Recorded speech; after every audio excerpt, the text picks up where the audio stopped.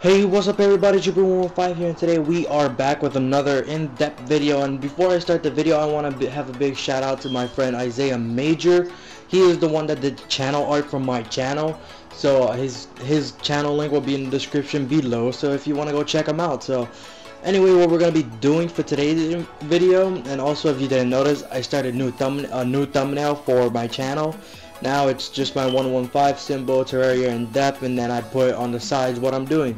So for today's, obviously, I'm going to do the Goblin invasion. I'm going to take a break from doing the bosses because I kind of did all the pre-hard mode bosses. So now I kind of want to do, what I want to do is start doing some other stuff that are in pre-hard mode before I go into hard mode or expert mode.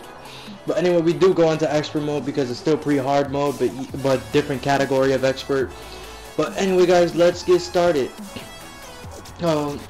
So the Goblin invasion, also known as the Goblin army, is an event when unique Goblin enemies spawn in waves. A Goblin invasion has a random chance of occurring at any particular dawn. If the criteria below are met, it can also be triggered manually using a Goblin battle starter. So basically, it's just a relic that I used in the video that you're watching right now to start the Goblin invasion. And now we're going to go over the criteria. The criteria for a Goblin invasion to occur at all is as follows. 1. You must have smashed at least one Shadow Orb or Crimson Heart. And 2. At least one player must have 200 HP or more. If the player has not met both of these requirements, they will be able to use a Goblin battle standard to manually summon the event, but you'll probably have a little less life, so you have a chance of dying. So that's just if you're ready.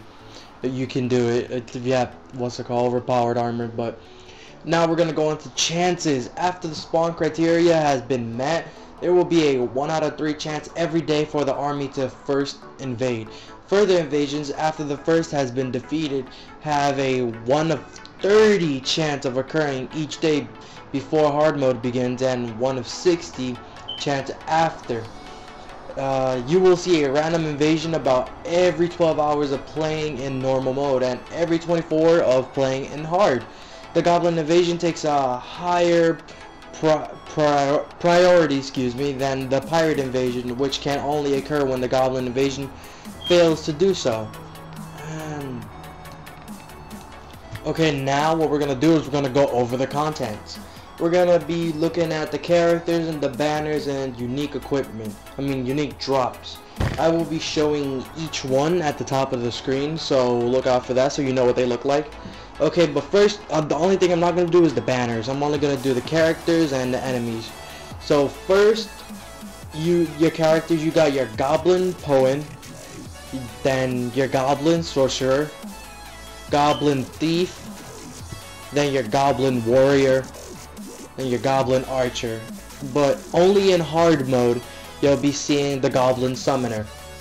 And now we're going to go over the drops. We're going to skip over the banners because you guys can figure that on your own. It's not that hard. You just got to kill 50 of each one and you get the banners. And what can drop from the invasion for all enemies except Goblin Summoner, Harpoon, and Spiky Ball. And if you do kill the Goblin Summoner, 3 things that you can get are the first one, a Shadow Flame Hex Doll, and then a Shadow Flame Knife, and then a Shadow Flame Bow. These are all pretty good weapons, especially the Shadow Flame Knife. It's used as a melee weapon, so it's pretty insane. You don't have to use no mana, so you can do a lot with that. Okay, now what we're gonna do is we're gonna go over the initial event. When the Goblin invasion is coming, a message will appear reading, "A Goblin army is approaching from east/west." This message repeats a few times, one time on a small or medium-sized world and twice on a large-sized world. The direction specified in this message only pertains to an initial wave of goblins, which spawns at the world's edge and travels to the player's original spawn point. Additional waves spawn immediately within the player's original spawn area when the player is in that area. If the message says west, the initial goblins will come from the left. If the message says east, they'll arrive from the right. Note that these directions are not related to the apparent motion of the sun and the moon, which in Terraria appears to move from west to east. So something to note. Also, when the goblin army is about to begin spawning around the player's spawn points, the following message appears: a goblin army has arrived. And theme music will switch to the soundtrack Goblin Invasion. Okay, now what we're going to go over is completing the event. And the event is completed when the player defeats all goblins in the army. The size of the army is based on the count of health of the players currently in the world. There will be 80 base goblins plus an additional 40 for each player that has a maximum health of 200 or more. And single player army will consist of 120 goblins. When in 8 player games, with each player having 200 HP or more, it will spawn 400 goblins.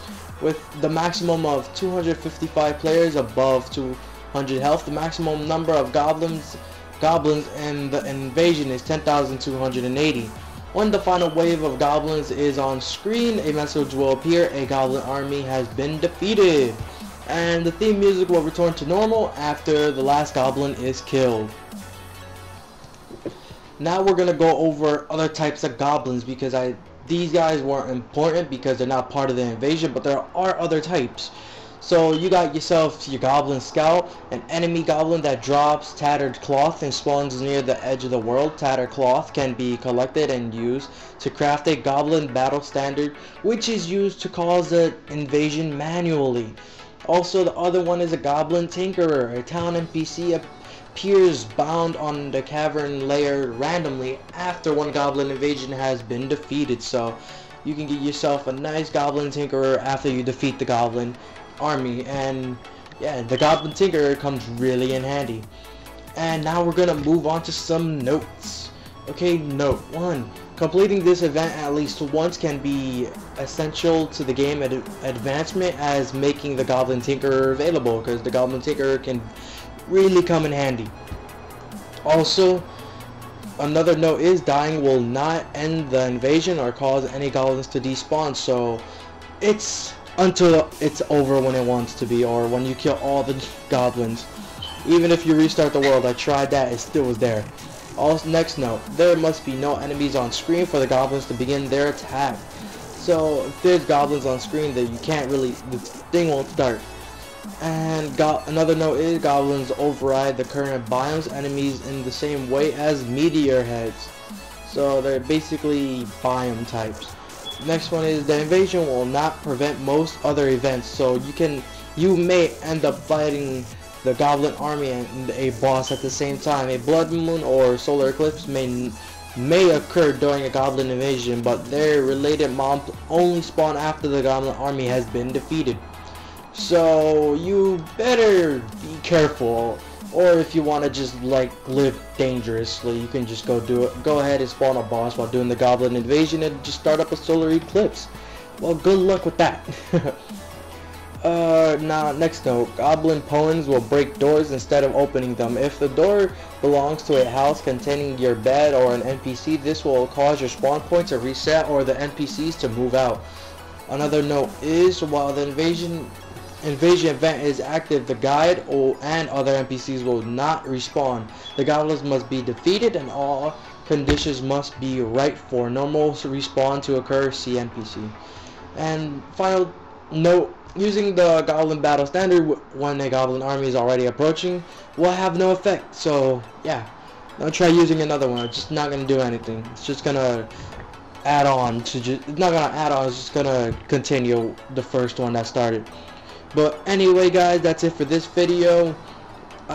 So I know I didn't post a video yesterday, my apologies. I was working on Photoshop trying to get this whole week's videos prepared. for all the things I'm doing this week. So yeah, but anyway guys, that's really it for this video. Don't forget to like, favorite, and subscribe. Don't forget to check out my friend's channel, Isaiah Major. He did the channel art for my YouTube channel.